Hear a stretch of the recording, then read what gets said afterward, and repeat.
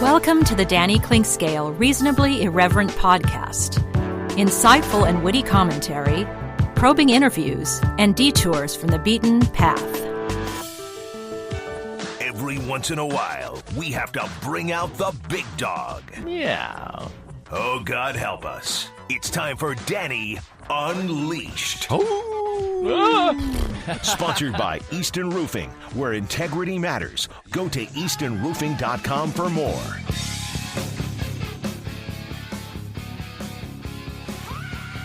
Yes, indeed. Hour number 2 of the program comes your way right now. Brought to you by our friends at Easton Roofing. Call Joe Spiker and his team at 913-257-5426. That's 913-257-5426. Listen, right now, storms have been pounding the metro, and they're going to continue to pound the metro. It's called spring in the Midwest, spring in Kansas City.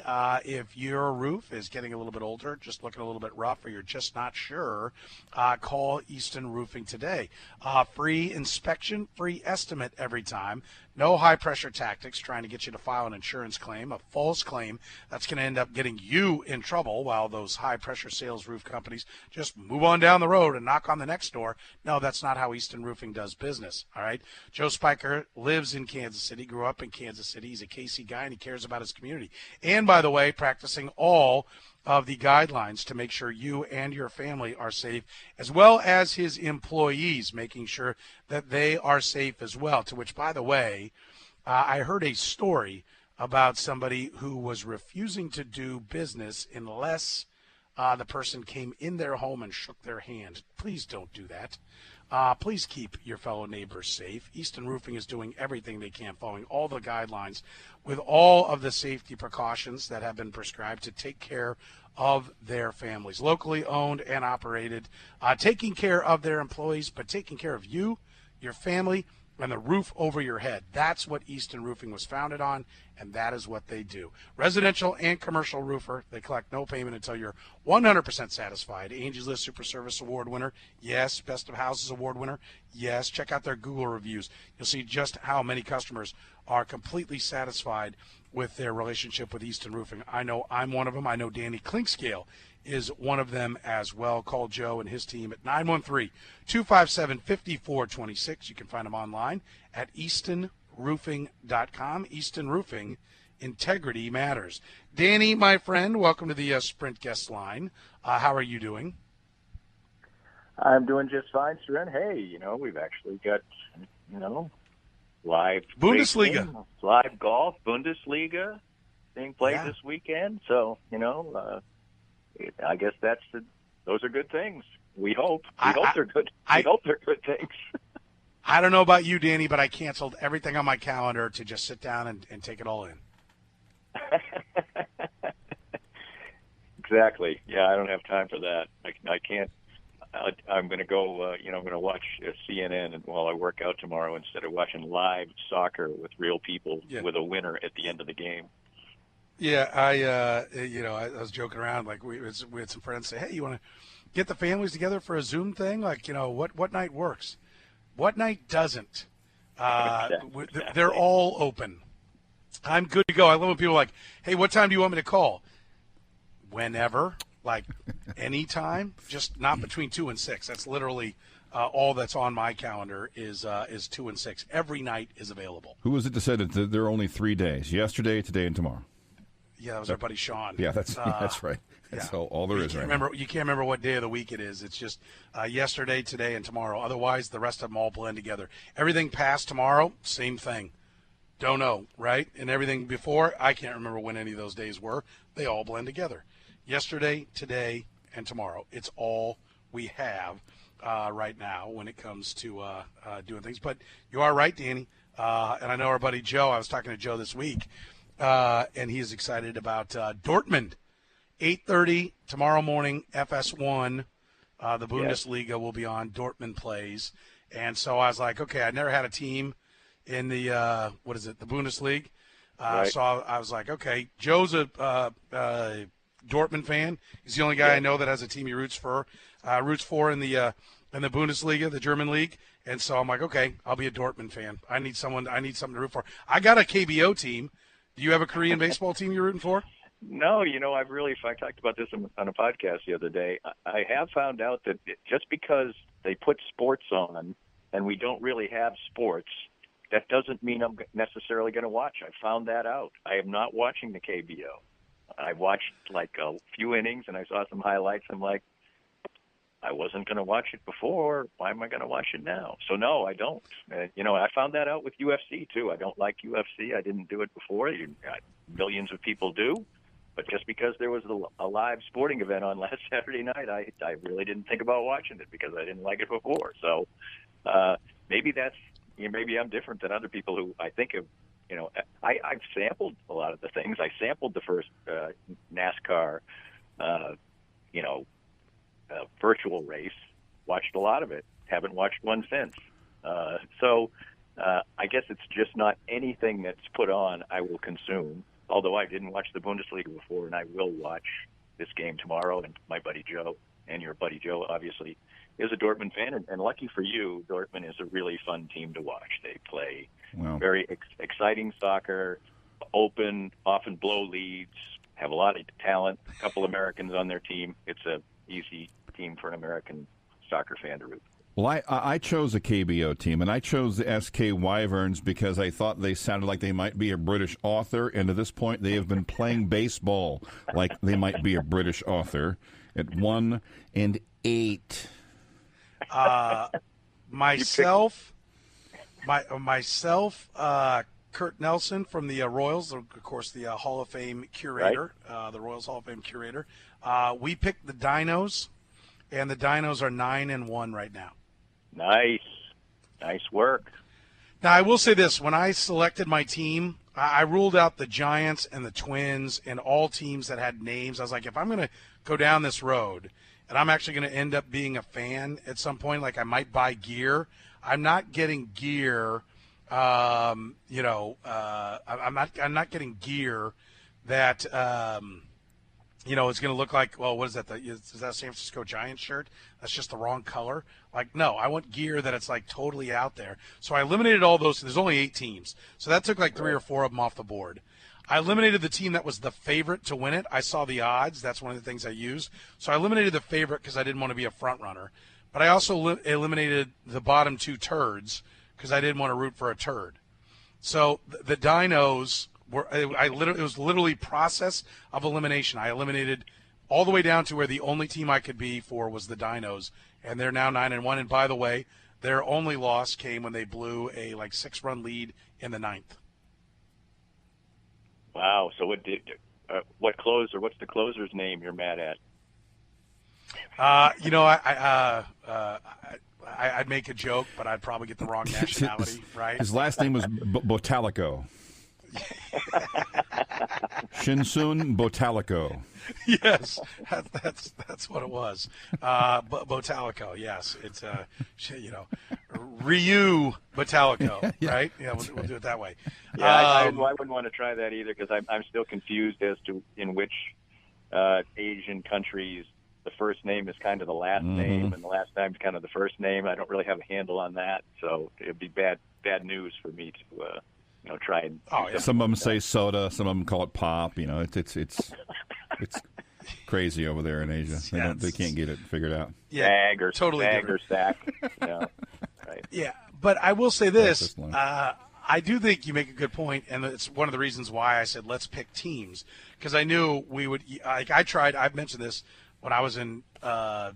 I think high school, and I started thinking, okay, I'm maybe gonna go into a sports journalism of some kind. Like, well, I don't know squat about hockey. I better start following hockey. So I was like, okay, ESPN had the hockey, had NHL. Then I'm like, okay, I'm gonna sit down and watch hockey. And I'm like, this sucks. That didn't work. That lasted about 2 games, and so that whole year was gone. And so then I was like, okay, I gotta find a team to root for because that's what'll draw you in.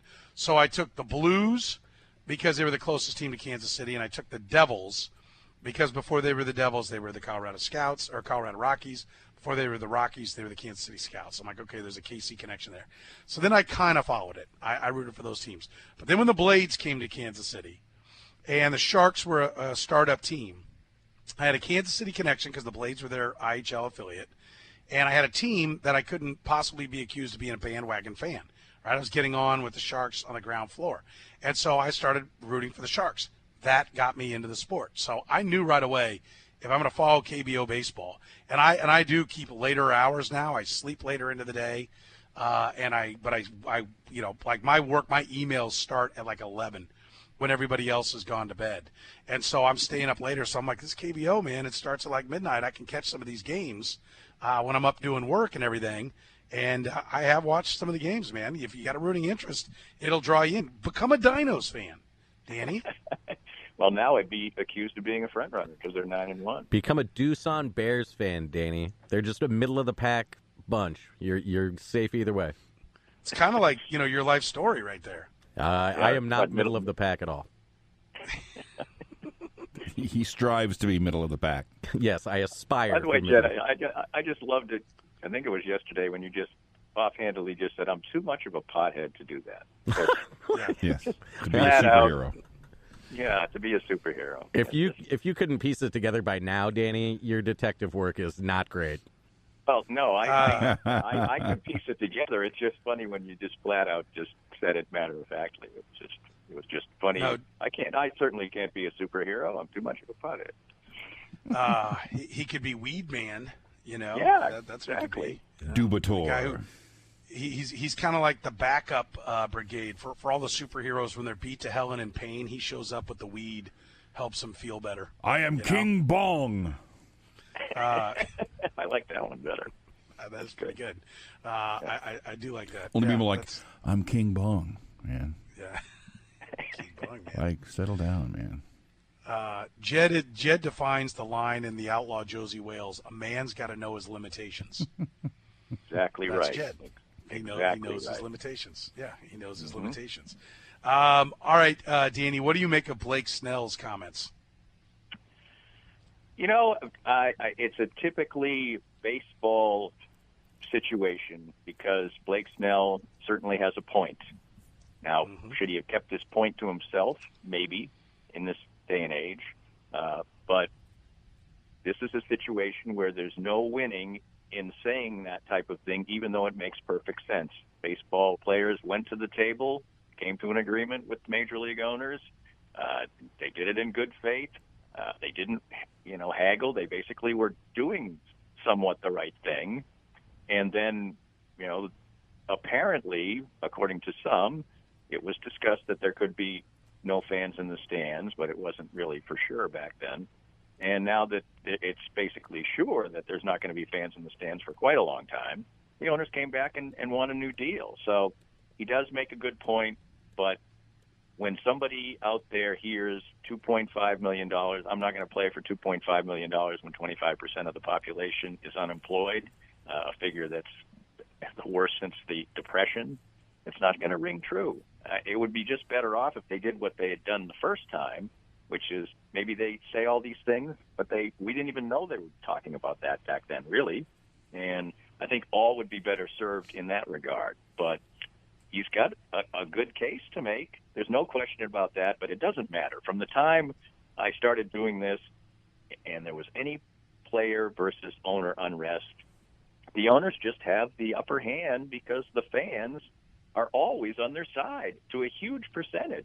It doesn't matter. It's like, especially now when we've gotten to the point in sports where it's gone from good money to great money to superb money to monopoly money.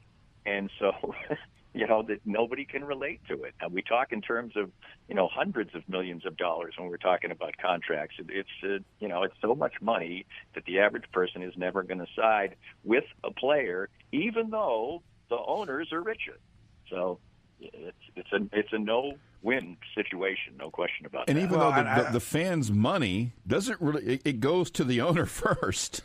Yes. It's like they don't have like the contracts you can see in the paper that X owner makes so and so for a year, but it does eventually get to the player to some extent. But the fans are giving their money directly to the owners of these baseball teams, and they get off scot-free. I know, and it is the players you want to go see. It's the players who make the game. Nobody wants to go. Nobody sits there and applauds up at the owner's box. I've made these arguments forever and a day. It doesn't matter. They fall on deaf ears generally. And I do get it. Everybody played the game, so they see themselves more of a player. Nobody ever owned a team, so they don't see themselves as an owner. Most people, nobody ever owned a business, right? So they don't. That's not how they view it. And so I get that it's easier to associate with them. But like, at what point do you take a minute and go, hold on a second here? Like the owners are making. I mean, we're preaching to the choir, you and I. Yes. The owners we know are what it making is. A huge amount of money. The player salary. We've seen the off seasons the last couple of years in the context of owners making all this money, and now coming, and going through just a glorious period, which is probably over now, where the local television revenues absolutely exploded exponentially into figures that almost made.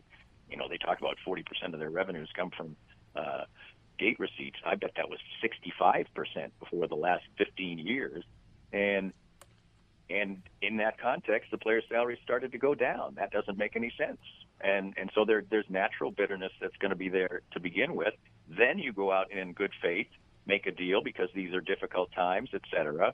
And then they don't like the deal because the circumstances have changed a little bit. You need to take a hit sometimes. You came up with this plan. You offered it to us. We accepted it. Now you live with it. But it's not, then like again, I said, you're gonna get people like your caller last hour who just are furious with the player who's saying something that I think and then Bryce Harper comes up and says somebody had to say it, man. Yeah, I think in JD's defense, who was the caller, I think when I laid out everything that was going on and he knew it all, he knew where the context with which Blake Snell was speaking. He said, "Oh, okay."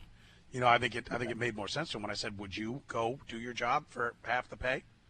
And he said, "No." Now, by the way, and we, as we know, as you mentioned, 25% of the population, or headed towards 25% of the population being unemployed. They're getting no check, and probably the majority of folks, the majority of us are working for less than what we agreed to work for. So, and if you're in something that's economically driven, you're working for a lot less because every business is down. Well, save for a couple, right? But I don't need to answer the email about, oh, you think the grocery stores or business is down? Well, no, I don't. But I think doing their business is a titanic pain in the ass. And none of them are real thrilled to have to put up spittle guards at the checkout line and, clean all night for 5 hours at the end of every shift and everything. So I don't think anybody in the grocery business is doing a dance that we got into a hoarding mentality and we bought their shelves bare. So even the ones that are doing well, it is not a time of joy. What are they going to do? Go out to the bars and celebrate? No, they're not open. So it sucks for everybody. They're coming open now. What strikes me and what I hope comes out of this, right? Everyone keeps saying, well, we'll come out of this stronger. We'll come out of this stronger. And I like that mindset. We will. We'll come out of this better. Let's come out of it better. Well, you know what? We didn't come out of the savings and loans thing better. Not a bit. Not one mother blanking bit. Not at all did we come out of that at all in any way, shape, or form better as a country. That I can tell. And so I love that mindset. I love that mentality, but it's almost like, have a nice day. You too. I don't even know what you said, but you too, right? I don't really mean it. I'm not going to think for one more second about your day. I don't give a flying crap what you're going to do, but you too. Nice sentiment, but I'm not going to do anything to actually ensure that you have a nice day. We're all going to come out of this. That doesn't mean squat. Unless we come out of it better. And so, like I've always been fascinated. Like, I never had a problem with Jerry Reinsdorf not paying Scottie Pippen. I remember back then when he was crying about his contract. And in the Last Dance, he talks about how, that was in episode 1 or 2 or, whenever it was, that he told Scottie Pippen at the time, you shouldn't sign this deal. It's too long of a commitment. You're locking up. He told Michael that as well. Michael Jordan, when he won his third championship, I think was making $4 million a year. Last year of his deal, it was pathetic what he was making. Never complained. He did retire. And then when he came back, when he had a chance to sign a new contract, he signed for like $34 million. In fact, he was still the highest per-year player in NBA history until I think it was Steph Curry's current deal. Might be the first time somebody's actually going to make more than Michael Jordan made in 1998. Now think about that from an economic standpoint of how long it's taken. Now it's because they changed the rules and put max contracts, so on and so forth, right? I get it, but Jordan didn't bitch when he was only making $4 million. And I there is something noble to the guy who says, listen, you signed it and you're going to live by it, right? That's how Jerry Reinsdorf does all his contracts. Now, Jerry Reinsdorf, other than when he had Jordan, has stood watch on nothing but a turd basketball team for the rest of the existence of that franchise, and maybe it's because he does business like that. I always thought there's nothing wrong with the fact that the Royals renegotiated Salvador Perez's contract, but I don't think there would have been anything wrong with them saying, no, you signed it, you've got to play. Right. But we have this mindset today that, no, as soon as we don't think it's fair, never mind the fact that we agreed to it, we should be let off the hook, and we should get it easier. Oh, I agree. It's just routine, and the player doesn't really have any leverage yet. The teams usually capitulate in some way, shape, but or don't form. you think? But don't you think it? But what I'm saying is bigger picture, and maybe I'm going too far with this, but like not having enough masks. Because the health companies, the hospitals decide, like, I'm all for all our healthcare workers that are putting their lives out there. Believe me, I'm not talking about them.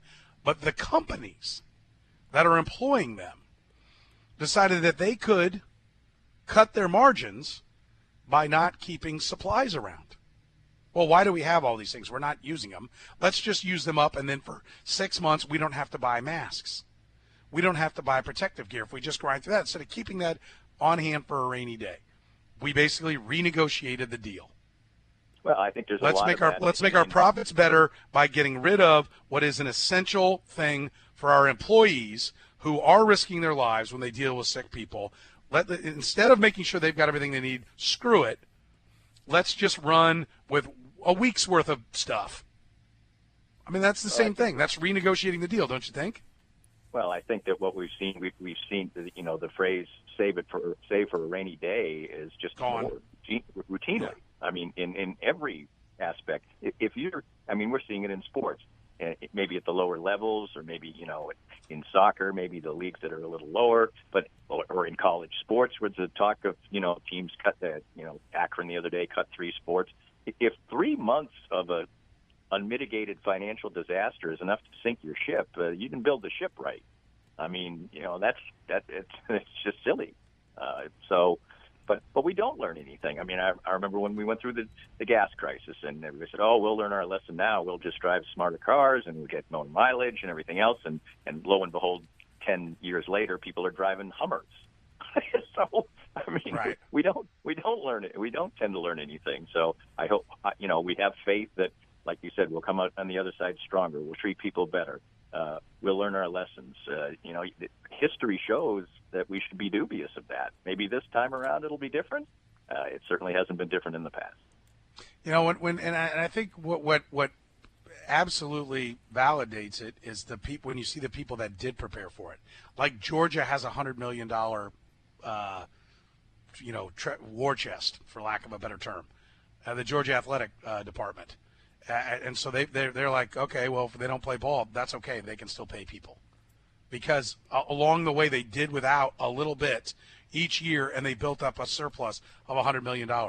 Wimbledon and the British Open took out an insurance policy when they went, this SARS thing, that could actually happen and wipe us out. And if we don't have our tournament, then we lose all our revenue for that year. Let's take out an insurance policy on that. I mean, I mentioned this. It seems ridiculous, but I have Meteor insurance on my house. I think it costs like $8 a year, whatever it is.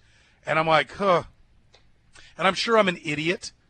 It's a gimmick to just get $8 by my insurance company times 100 million, people that have policies with them or whatever. And so they're putting $800 million and laughing all the way until a meteor hits my house and destroys my garage, or, hopefully no one's hurt, but, destroys my house. Then that's the best $8 I've been spending for the last 5 years. Right. And then we see, Wimbledon and the British Open were both heavily criticized for using the insurance policy. when they could have postponed, yes, but look where we're at now. All these people that postponed to the fall, oh, that'll be fine. Well, they like in many cases they're not going to be playing at the postponed date that they set it for. The British Open would have been in a very difficult strait. They wouldn't have a flight, all kinds of other things that played into it for them to do it. Sure, I think they probably looked at it and said, well, that's risky. We better take the money now, or we're going to burn it. But that's what you do. But everybody was like, oh, they just took the money and ran, and we don't get our British Open, or we don't get our Wimbledon. That's what happens when maybe you did the smart thing. All right, we'll take a break here. Danny Clinkscale is with us. We'll come back. We'll hear Tyreek Hill talking about Sammy Watkins. I thought this was an interesting exchange between Adam Teicher, whom you'll hear next hour with us here in the program. We'll talk to him about it as well, but I want you to hear, Tyreek Hill having no idea about the story of Sammy Watkins a couple of days ago. We'll do that next with, as I mentioned, Danny Clinkscale. It's Danny Unleashed. Brought to you by our friends at Easton Roofing, 913-257-5426. Find them online at eastonroofing.com. Residential and commercial, certified commercial roofer. Manufacturer-backed warranties, labor and materials up to 25 years. Taking care of you and taking care of their employees, making sure that you are safe, making sure their employees are safe. That's what integrity means. That's why it's Easton Roofing. Integrity matters. More of Danny's Reasonably Irreverent podcast after this. We're here with Joe Spiker, the CEO and president of Easton Roofing. And, Joe, you had a great year in 2019, a record year. 2020 comes, things are moving smoothly along, and then the coronavirus comes. But your company seemed to be very ready, very proactive, and very ready to serve your customers well. Yeah, we adopted social distancing very early before the cities even put out the notices. And we started working from home. We are largely cloud-based as a company, so that transition was easy. Our technicians are wearing masks and gloves, and salespeople are not meeting with homeowners. We're doing everything digitally and doing everything we can to do our part to get over this as quickly as possible. So for any needs that people have right now, what's the best way to get in touch with you? Well, you can always call us, 913-257-5426. But the best way is to go to eastonroofing.com, put your information in, and we'll give you a call. Easton Roofing. Integrity matters. George Brett's birthday today. You may have noticed, 67. Against what pitcher did Brett have the most career at-bats without getting a hit? The number is 15. 0 for 15? He was a nondescript player, but most people have seen him in something other than just baseball. Yes. Okay. I used to know this, which is a pathetic response. But middling White Sox left-handed reliever Kevin Hickey. Now, you probably haven't heard the name Kevin Hickey, but you probably have seen the movie Major League 2, which he plays middling left-handed reliever George Shoup. He's the guy who gets knocked out of the box when they go to get Rick Vaughn. It's like the guy that goes, I can't believe I give up a hit to that Punch and Judy hitter. That's Kevin Hickey. He's in Major League 2. He wasn't even good enough to be in Major League 1. He's in Major League 2. He worked in the White Sox organization for years as a pitching coach, but he was in Major League 2. But 0 for 15 against Kevin Hickey. Because, he owns Jim Clancy and, good guys. Kevin Hickey just baffled him. You figured it'd be a lefty, but Kevin Hickey? Not Frank Tanana or, Well, you're talking about an offer, the biggest offer. So that's true. It had to be someone he didn't face that often because he wasn't going to go 0 for 50 on anyone. No. Although 0 for 15's pretty lusty, I'll say that for Kevin Hickey. I agree. Owned Mike Flanagan. He had there's 308 against Tanana, 329 against Flanagan. He beat up some good lefties. Floyd Bannister. I remember talking to Brian McRae. I'm like, who owned you? And he said Ron Darling. And he goes, and not the Ron Darling that was good with the Mets either, the one that was just hanging on at the end. He goes, I don't know what it was. I just could not. I got nothing. And that's part of the beauty of baseball, right? Those weird, whether it's how the guy hid the ball or whatever it was, it's just, it's just one of those quirky things about the game. So, before we get to Tyreek Hill talking about Sammy Watkins, do you think we're going to get baseball, Danny? Are you optimistic? I think there's going to be baseball, yes. I still am optimistic about it. I think that, I think Jeff Passan has made some sense when I've seen him about this, that this first week of, discussing this is going to be ugly, but and eventually I think people will realize that it would be an incredibly stupid and bad look for baseball, and also a missed opportunity when they can come back with, a bunch of captive fans who want games before other sports rev up. And maybe soccer will be there, but one of the four major sports maybe that has the best chance of revving up. I don't know. The NBA doesn't seem to have much optimism right now. So yes, I guess I still would fall on the side of being optimistic there'll be baseball this year. So I think that they, from the standpoint, isn't it the game that seems like it should be the safest? Because other than the batter and catcher, everyone's quite a ways away. Yeah, and, obviously it's played outside where the NBA's played inside. You're not blocking and tackling, and there is sliding into each other and stuff like that. But, yes, I think it is the sport that's probably the most attuned to that. So, yeah, I think there's a lot of reasons for it, and I think they will, in the end, get to the point where they feel, there's a lot of guys who, they would rather take a check than no check in the end. And I think probably the owners have a lot to lose here, I think. I think it would be, even though they can twist, the players if they want, this is a bad time to do it. I think they should just take their lumps and realize that in the long term, this really might do the game some real good. I also think they've got a collective bargaining agreement that's coming up after next season that, any wounds that are created here are really going to manifest itself then.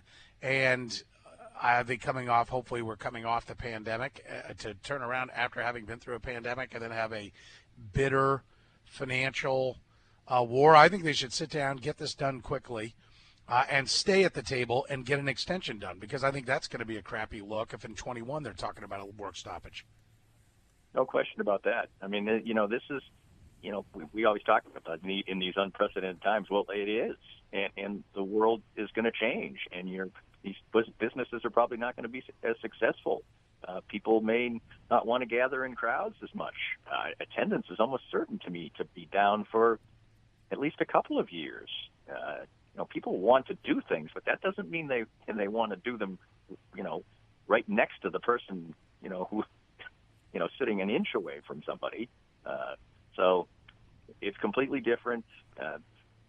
Hopefully cooler heads prevail.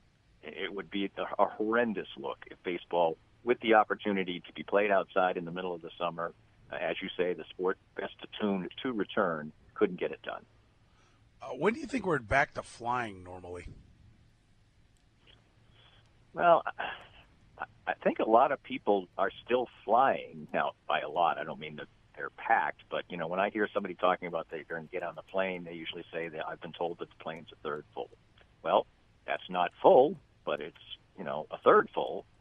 So apparently that, there are still enough people who think that that's a viable return. So I would think that unless we start to hear that these one-third full planes are, hotbeds of disease, I think that it'll slowly return. It'll be like everything else. Well, here, let me be the first. Those planes are hotbeds for disease. Let me be the first one to say it. Okay? Now, I'm not saying you can't protect yourself as much as possible, and I'm not saying that you can't be on the plane with somebody who's got it and come through it and not get it. But an enclosed environment for multiple hours with recycled air, you're screwed. That is a terrible environment to be in. I don't care. Whoever wants to freak out at me for saying that can do it. That's not a good environment. And well, so I was thinking. It's a bad environment in general. I mean, it's obviously for, to catch a cold or to, agreed. Completely agreed. Yeah, and for this, it's even worse because of the contagious nature of this. Here's one of the things I was thinking about saying, like, okay, everyone's like, well, we're going to change. We're never going to be the same.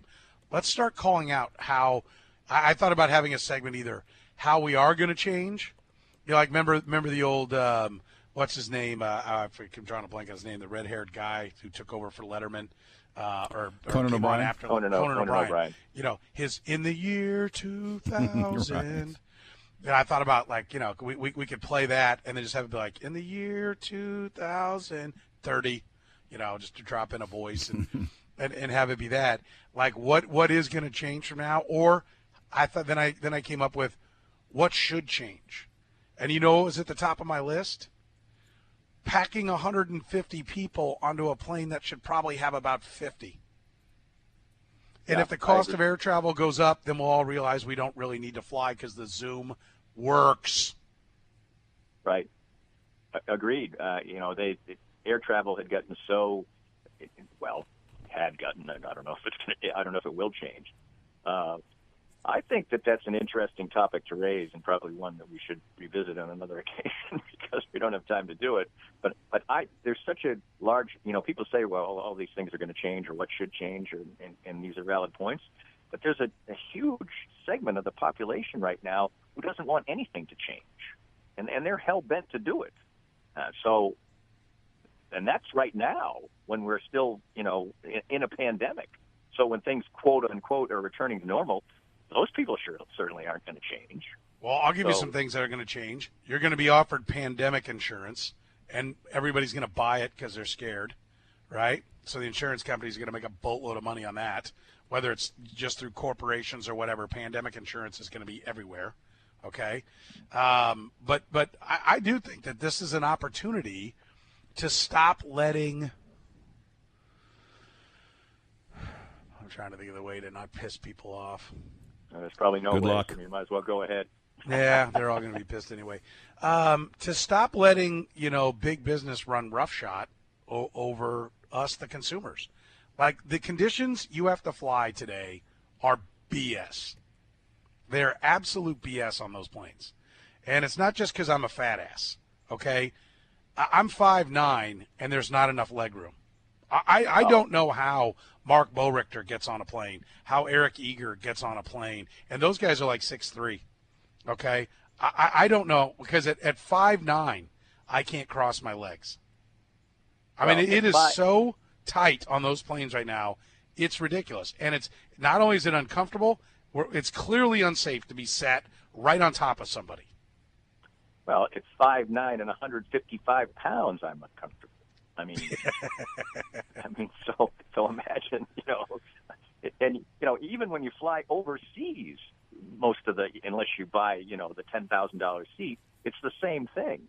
I mean, for 8 hours. So you're right. I mean, but people want things at a ridiculously low cost. That's part of the deal. I mean, we shouldn't be able probably to fly from one coast to the other for $219 or something like that. And if we're going to want that price, they're going to pack us in there like sardines. You can, I mean, if you want, you can fly first class. I don't think they're usually sold out. Actually, yes, they are. Are they really? Uh-huh. Having never experienced it, I think one time I get to sit up there. Very disappointing. It was 11 o'clock in the morning. I didn't even sample the free drinks. There is that. Well, then you're an idiot, okay? Because I tell them to hand me the bottle when I'm up there. Which is like when I'm up there, like it's a regular basis. It's like once every 5 years. There is, and I'm not sharing the trick because I'm not letting it get out there.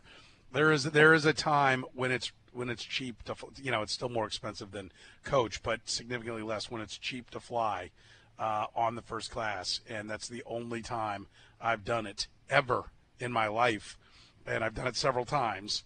But we'll speak off the air. I'll definitely speak with you off the air. Okay.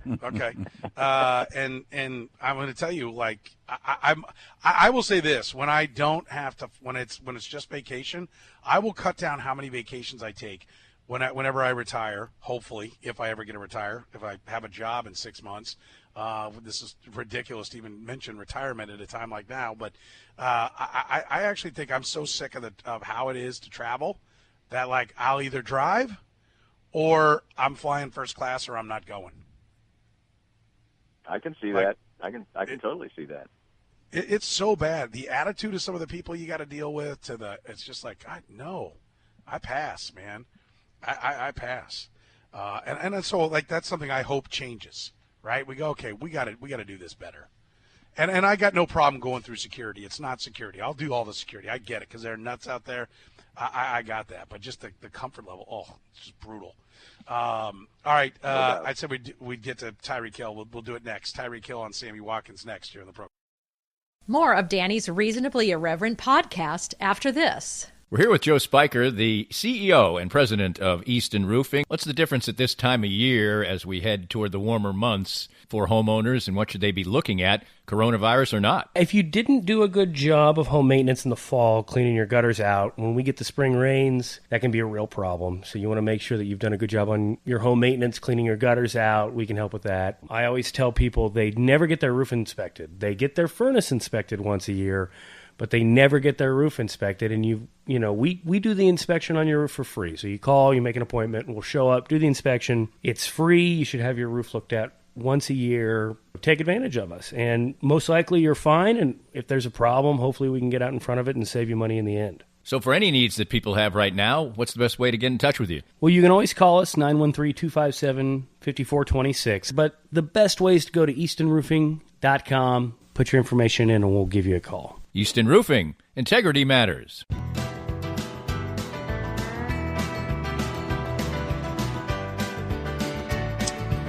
Danny Unleashed is brought to you by our friends at Easton Roofing. They are happy to do your project all over the metro. Lawrence, Topeka. Yes, Easton Roofing has you covered there. Call 913-257-5426. Great reviews on Google. Check those out for yourself.